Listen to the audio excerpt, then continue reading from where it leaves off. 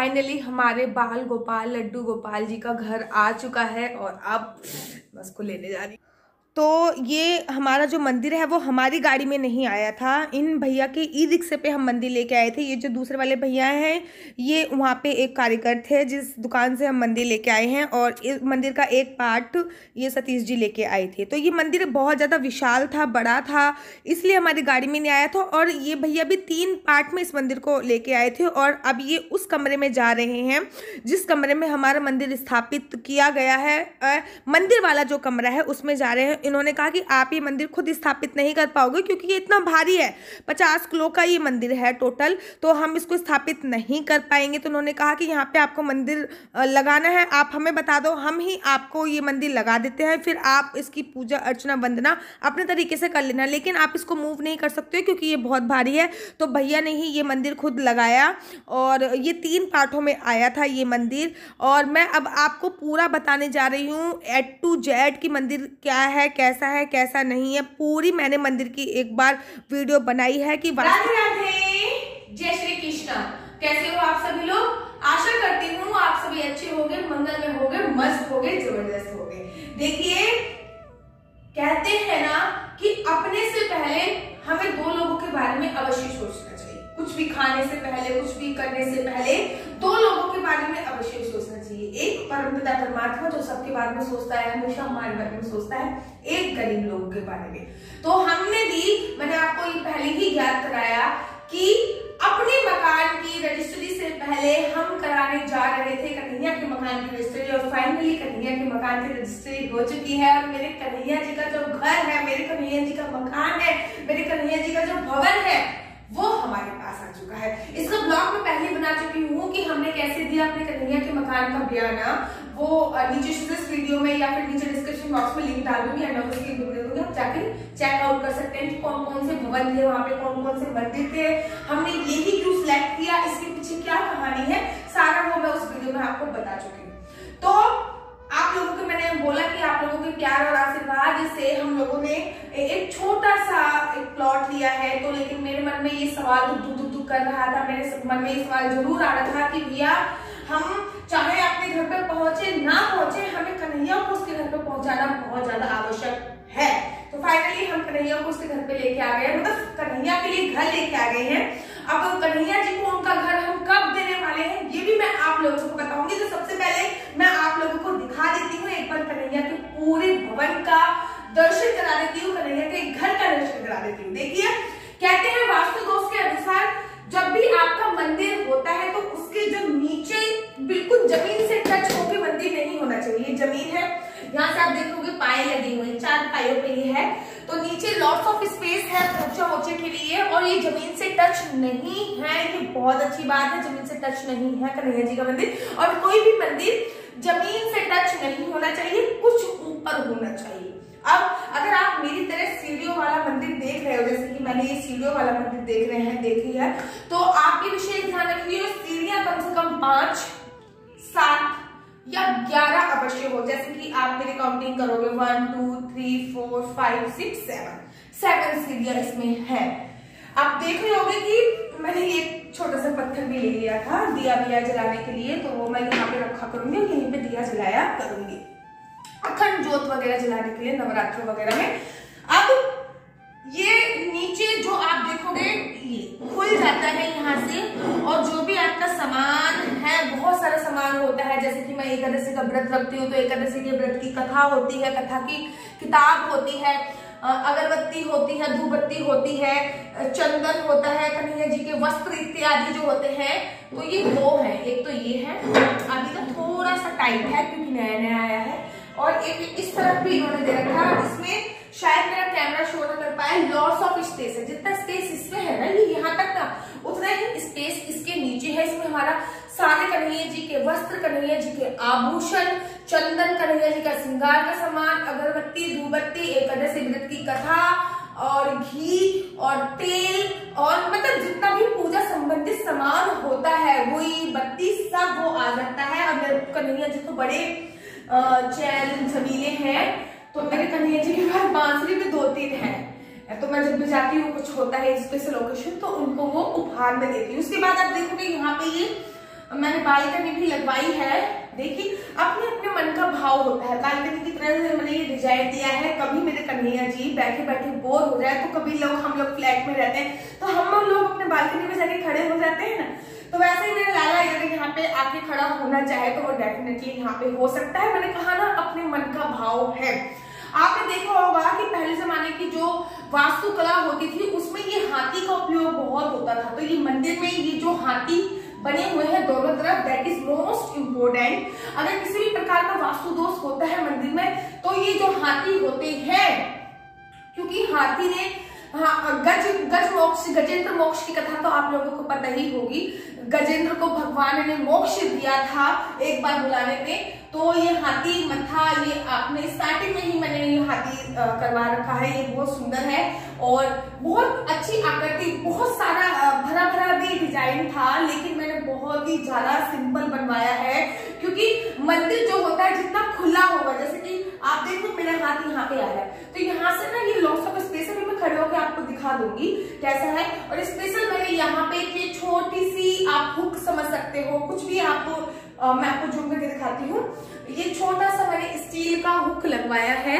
क्यों? क्योंकि मैं यहाँ पे एक घंटी टांगना चाहती हूँ, एक बेल टांगना चाहती हूँ, जिसको मैं ऐसे बजा के ही मंदिर में अंदर जाना चाहती हूँ। आप देखोगे कि मंदिर के इधर बहुत ही छोटी सी अच्छी सी नक्काशी की गई है और सतिया बना हुआ है। यहाँ पे बहुत ही सुंदर सी नक्काशी की गई है, सतिया बना हुआ है मंदिर के इधर। और यहाँ पे भी बहुत अच्छी नक्काशी की गई है। यहाँ पे आप देखो एक छोटा सा मैंने छेद करवाया है। क्यों? क्योंकि मुझे पर्दा यहाँ पे लगाना है। कन्हैया जी का जब भोग आता है या फिर भगवान का जब भोग आता है तो सतिया तो दरवाजा क्लोज किया जाता है, जैसे आपने बिहार जी के मंदिर में देखा होगा या फिर राधा वल्लभ देखा होगा, या फिर आपके पास भी ठाकुर है छोटा तो आपको पता ही होगा, ऑब्वियसली बात है। अब मैंने ये 1 2 3 आप जगन्नाथपुरी का मंदिर देखोगे तो उसमें भी ये चीज बहुत ज्यादा मायने रखती है कि कितना 1 2 3 ये मैंने इस हिसाब से कराया है कि 1 2 3 के हिसाब से ये मैंने कराया है। कोई लोग कहते हैं कि मंदिर के ऊपर गुंबद नहीं होना चाहिए, नहीं होना चाहिए, किसी स्पेशल ओकेजन पे हो सकता है या नहीं हो सकता है। तो आप ये देखोगे ये हट भी जाता है, ठीक है। ये पीछे जो नीचे दिख रही है ना आपकी लाइट है, तो कभी मेरा हटाने का दिल किया तो मैं हटा लूंगी। नवरात्रि वगैरह में ये गुंबद होना बहुत अच्छा होता है। तो ये पूरा ओवरऑल मेरे मंदिर का लुक ओवरऑल ये है, बहुत सुंदर है।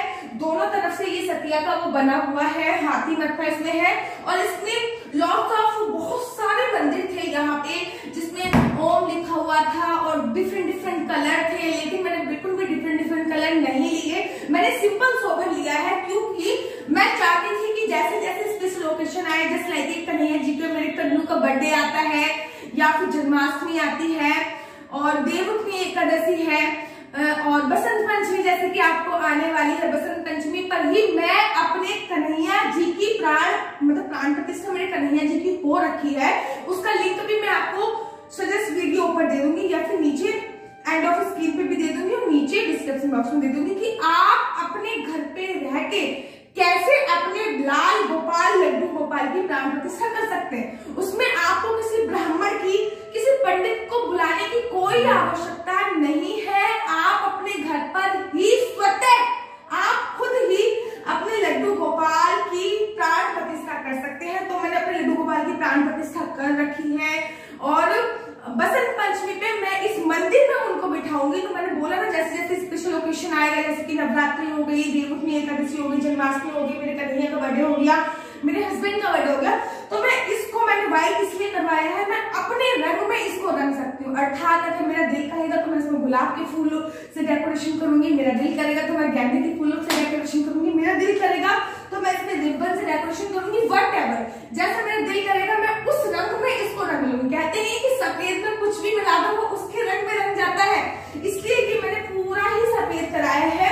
हाँ, इसको थोड़ा सा और अच्छा लुक देने के लिए, जैसे कि कभी कभी ये वाली लाइटें बंद हो जाती हैं, तो अब मैं आपको दिखाती हूँ थोड़ा सा अच्छा लुक देने के लिए मैंने इसमें एक लाइट लगवाई हुई है। पहले मैं ये वाली लाइटें बंद करती हूँ, फिर पहले मैं ये लाइट जला देती हूँ और अब मैं ये वाली लाइटें बंद कर दी। आप देखिए कितना अच्छा लुक आएगा। आप मथुरा वृंदावन के प्रेम मंदिर तो गए हैं ना, तो थोड़ा सा लुक उसका ये क्रिएट हुआ है लाइट लगाने से। लुक कितना अच्छा लुक आता है। हमने स्पेशली पिंक कलर की ही लाइट लगवाई है। ये देखिए कितना सुंदर लुक आता है, कितना सुंदर लुक आ रहा है।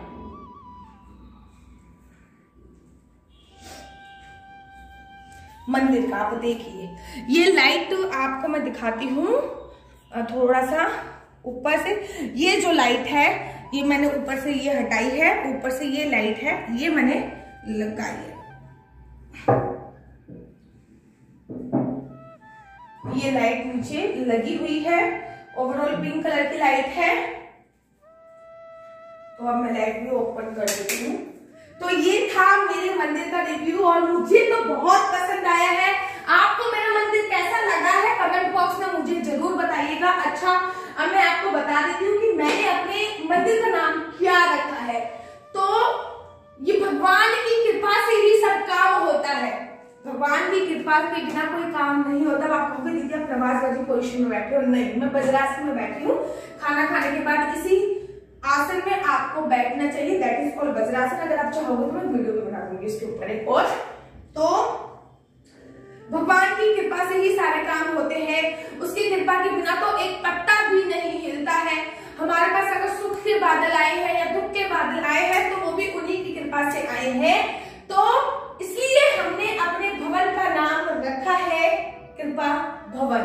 कमेंट बॉक्स में मैसेज करके बताइए आपको ये मंदिर कैसा लगा है और ये कृपा भवन कैसा आपको अच्छा लगा नहीं लगा। अगर आप भी संगमरमर का मंदिर लेना चाहते हैं तो आप भी संगमरमर का मंदिर जरूर ले सकते हैं। अगर आप लकड़ी कुछ इस प्रकार से बना सकते हैं, लेकिन विशेष ध्यान दीजिए दीवार से बिल्कुल टच मंदिर नहीं बनाना चाहिए, रखना चाहिए। मैंने नीचे से भी इसमें स्पेस छोड़ रखा है, आप देखोगे ये कोने से भी मैंने स्पेस छोड़ा हुआ है, दीवार से बिल्कुल टच होके नहीं रखना चाहिए।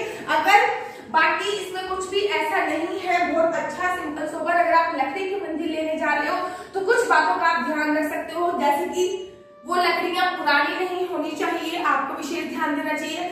नंबर 2, उन लकड़ियों पर किसी भी प्रकार का कीड़ा वगैरह नहीं लगना चाहिए, जैसे कि सोफे की लकड़ी से मंदिर बन जाते हैं आजकल, पैसों के लालच में बना देते हैं, या फिर जिस लकड़ी में कीड़ा वगैरह लगा हो उससे वो मंदिर बना देते हैं।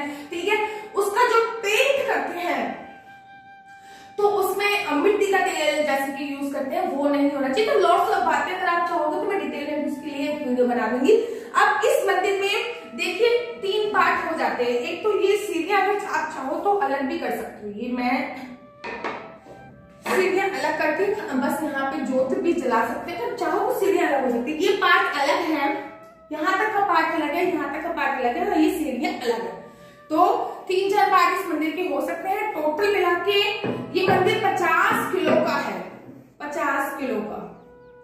तो ये तो मेरा एक छोटा सा मेरे कन्हैया का, जिनका नाम है सुल्तानतू, उनका मंदिर है। और बसंत पंचमी वाले दिन जो कि 16 फरवरी को है, बसंत पंचमी वाले दिन मैं खेलूंगी फूलों की होली विद माई कन्हैया।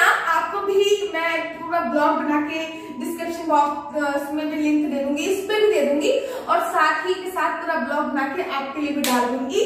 और बसंत पंचमी वाले दिन ही मैं अपने सुल्तानतू को इस पे विराजमान करवाऊंगी। और अब मैं आप लोगों से लेती हूँ विदा, अगले वीडियो के साथ दोबारा से हाजिर होंगी, तब तक के लिए हरि बोल।